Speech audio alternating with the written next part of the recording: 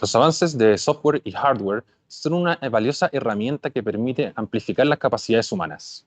Por ello, la ciberseguridad debe ser incorporada de una forma que no represente un obstáculo para quienes la necesitan. Encontrar un punto medio entre ciberseguridad y accesibilidad es indispensable para hablar de este tema. Por ello, desde España, nos acompaña Sandra Timón, desarrolladora de aplicaciones para Microsoft. Bienvenida.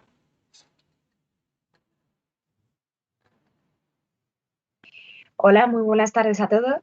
Permitidme que me presente. Mi nombre es Sandra Timón Mayo, soy ingeniera de software y estoy trabajando en Microsoft actualmente como National Accessibility Officer, aunque comencé mi carrera profesional en la compañía como desarrolladora software. Antes de empezar por la charla, quería aclarar que soy una persona con sordocieguera debido al síndrome de Wolfram, una enfermedad de las denominadas como muy rara, degenerativa, y por eso habréis visto en la fotografía de mi presentación que aparezco con un bastón rojo y blanco, que indica que la persona que lo lleva es una persona con sordocieguera, no solamente con ceguera. Y es posible que algunos os preguntéis que entonces cómo utilizo, ¿no?, como ingeniera de software, cómo trabajo con el ordenador. Y bien, hago uso de un lector de pantalla, que es el software que retransmite mediante un sintetizador de voz o mediante braille la información textual que va apareciendo en pantalla. Y en mi caso, utilizo una línea braille, que es el dispositivo hardware que me permite leer esa información en braille que produce el lector de pantalla. Además de que, bueno, solo utilizo el teclado del ordenador, ya que el ratón, con las personas con ceguera no podemos saber dónde está apuntando, ¿de acuerdo? El puntero del ratón. Así que, bien, quiero empezar con una breve introducción de la situación actual de ciberseguridad. Y es que sabemos que los hackers están desarrollando técnicas de ataques más sofisticadas que están siendo cada vez más difíciles de detectar. Y además están dirigiendo sus ciberataques a infraestructuras cada vez más críticas, como son organizaciones gubernamentales de atención sanitaria, grupos de defensa, de derechos humanos, etc. Y según el informe anual que publica Microsoft anualmente, el informe de defensa digital, hay una clara tendencia en las actuales amenazas, ¿no?, y una preferencia por técnicas de ciberataque como el robo de credenciales mediante phishing, el ransomware y una atracción cada vez mayor por los dispositivos de IoT o Internet de las Cosas. Y algunos de los datos interesantes que quería compartir con vosotros es que en el 2019 Microsoft bloqueó 13 billones con B de correos sospechosos y maliciosos, donde más de 1 billón, nuevamente con B, eran correos que utilizaban la técnica de phishing para el robo de credenciales. Entre octubre del 2019 y julio del 2020, el principal motivo de la respuesta a incidentes de Microsoft fue el ransomware. Y otro dato también interesante es que en la primera mitad del 2020 se ha incrementado en un 35% el volumen total de ataques dirigidos a dispositivos de IoT con respecto a la segunda mitad del 2019. Además, somos conscientes de que nuestros clientes, ¿no?, los clientes en general, están moviendo sus aplicaciones a la nube y los hackers están aprovechando esta situación, por desgracia, para incrementar los ataques distribuidos de negación de servicios y así impedir el acceso a los usuarios a estas aplicaciones.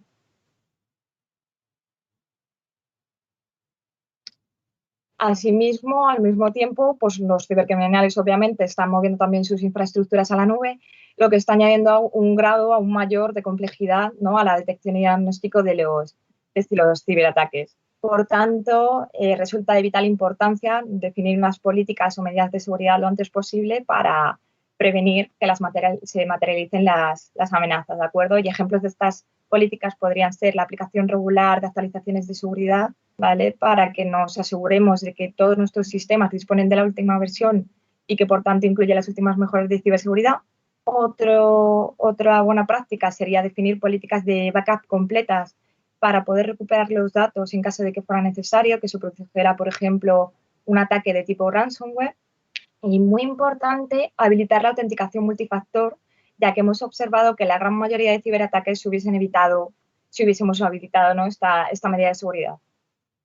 Por tanto, es muy importante, como estamos viendo, definir cuanto antes desde el principio las medidas de ciberseguridad, desde la fase de diseño de nuestras soluciones para minimizar los riesgos y que se materialicen este tipo de amenazas, pero también deberíamos de ser conscientes de que si no tenemos en cuenta una serie de factores a la hora de definir estas medidas de seguridad, puede que surjan conflictos de accesibilidad y que nuestros sistemas al final no sean accesibles y supongan una barrera para personas con discapacidad. Ejemplos de esto que acabo de mencionar serían la recién mencionada autenticación multifactor, ¿de acuerdo? Y los CAPTCHA. Por un lado, la autenticación multifactor, ¿no? Típicamente de 2 factores, utiliza 2 o más elementos para que el usuario se autentique por completo. Y existen varios tipos. Por un lado, aquella que se basa en algo que se conoce, como puede ser una respuesta a una pregunta de seguridad que solo el usuario conoce. Otro tipo sería el que se basa en algo que se posee, como un código, por ejemplo, que no acabamos de recibir un SMS. O el tercer tipo, aquel que se basa en algo que se es, donde el usuario, tras introducir su nombre de usuario y la contraseña, tiene que utilizar una característica de reconocimiento facial. Ana.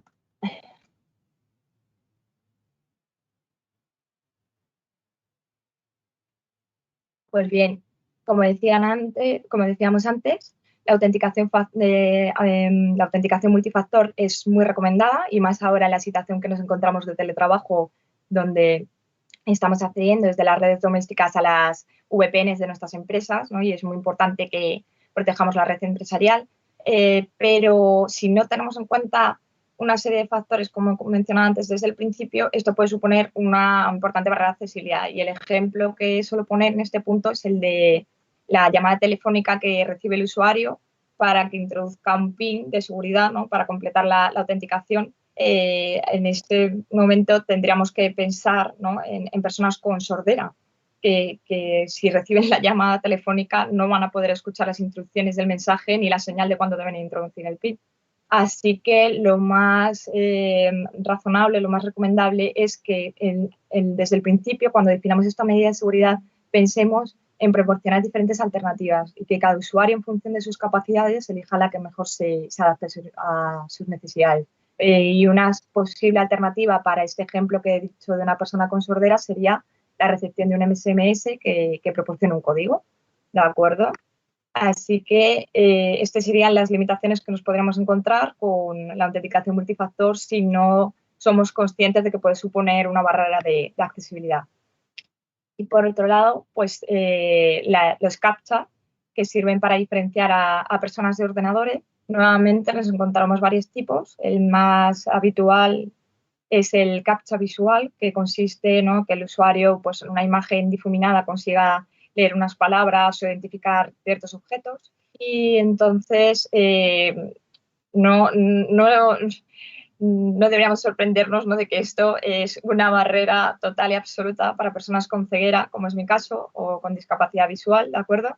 E incluso para personas con discapacidad de aprendizaje, como la dislexia, y cada vez más para personas de edad avanzada que ya no van teniendo la misma agudeza visual que tenían antes.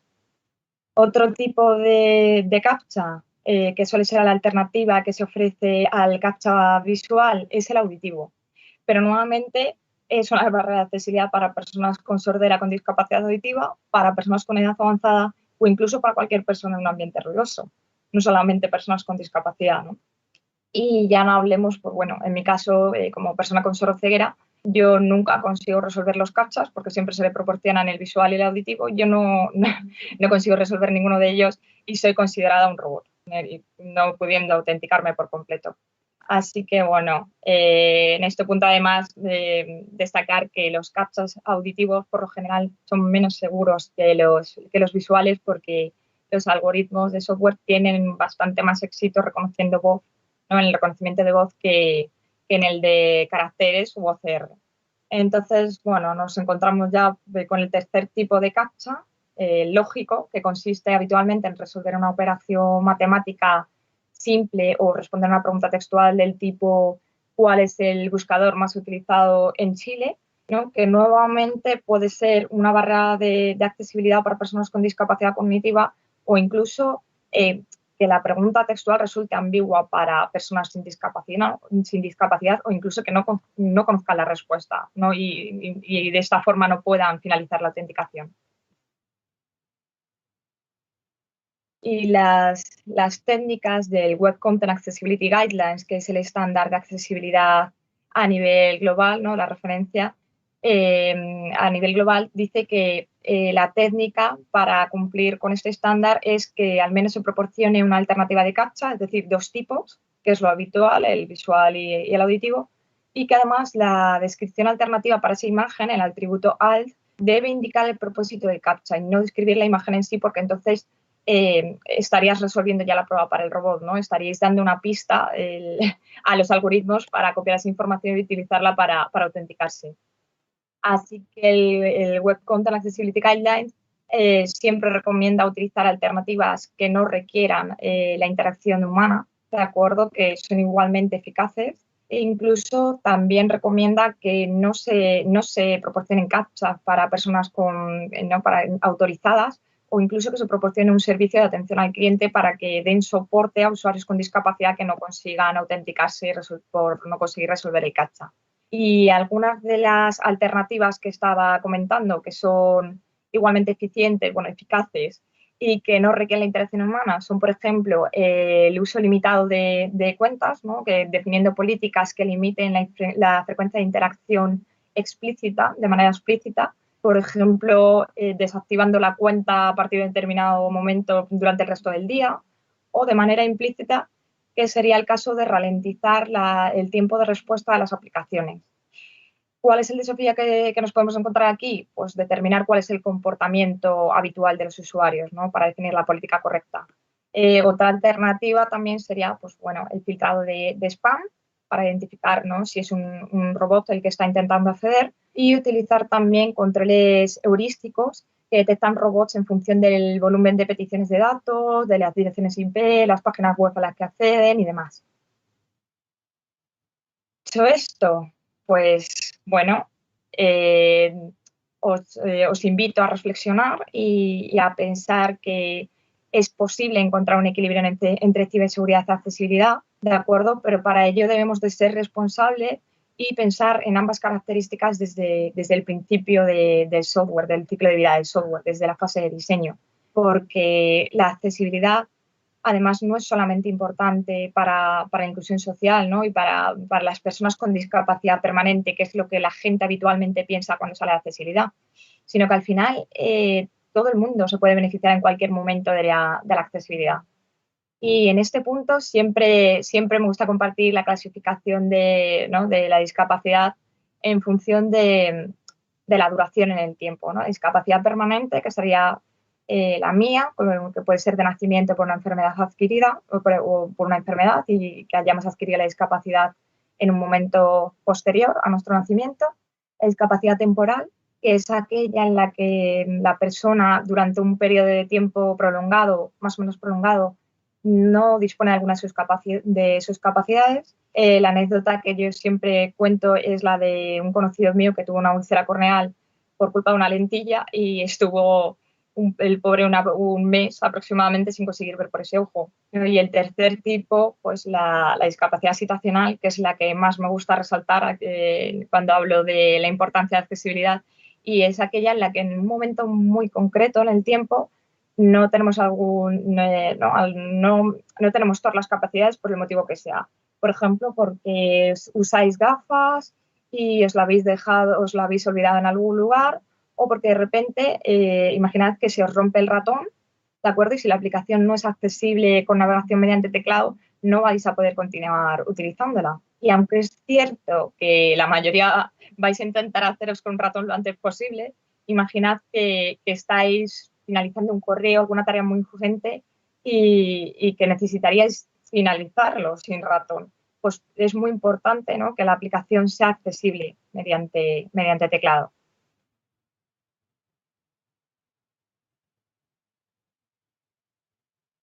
Y por otro lado, destacar que la accesibilidad pues, no es solamente importante para la inclusión social y para dar a todo el mundo la oportunidad de disfrutar de las nuevas tecnologías, sino que también aporta valor de negocio a aquellas compañías que la tienen en cuenta, porque es un factor diferenciador al fin y al cabo, es un valor añadido.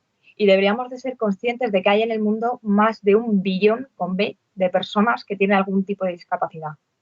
¿De acuerdo? Y son igualmente clientes. ¿Por qué les vamos a dejar fuera del mercado, no? Es que constituyen más de 1/5 de la población, que al fin y al cabo es un porcentaje, una proporción representativa de la población. ¿Y por qué digo esto, no? Del valor añadido? Pues porque al fin y al cabo la accesibilidad impulsa la innovación, ¿de acuerdo? Inicialmente la accesibilidad puede que se diseñe pensando en ayudar a personas con discapacidad a romper barreras físicas, ¿vale? Ejemplos serían la aplicación de Seeing AI de Microsoft, que ayuda a personas con ceguera a detectar su entorno, a detectar objetos de su entorno, colores, personas y demás. O el mando, por ejemplo, del Xbox Adaptive Controller, que es un mando que creó Microsoft también hace un par de años para que usuarios con discapacidad de movilidad pudieran jugar a la Xbox utilizando accesorios que se adaptasen a su tipo de discapacidad, ¿de acuerdo? Inicialmente, bien, pues se piensa que es para personas con discapacidad, pero al final siempre ofrece, como hemos dicho antes, una mejor experiencia de usuario y todo el mundo se puede beneficiar.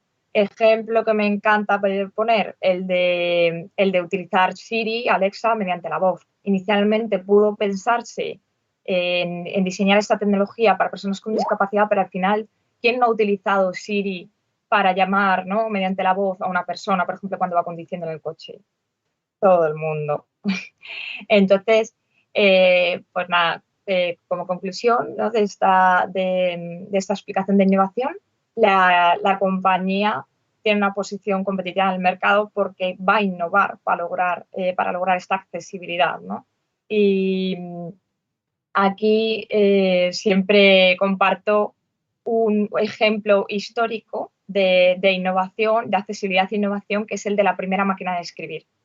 La primera máquina de escribir, el inventor la creó pensando en que una persona de su familia se estaba quedando ciega y no quería que pudiera dejar de escribir. Y casualmente la máquina de escribir al final no ha sido ni mucho menos usada solamente por personas con ceguera, sino a nivel mundial. E incluso ha impulsado la innovación porque es el origen de los actuales teclados de escribir. Y por eso Microsoft tiene en cuenta la accesibilidad, porque aparte de que impulsa la innovación, está totalmente alineada con la misión global de la compañía, que es capacitar a todas las personas y organizaciones del planeta a conseguir más.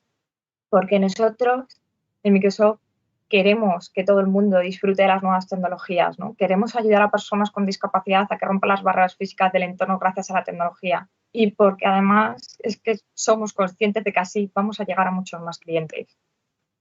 Y un ejemplo reciente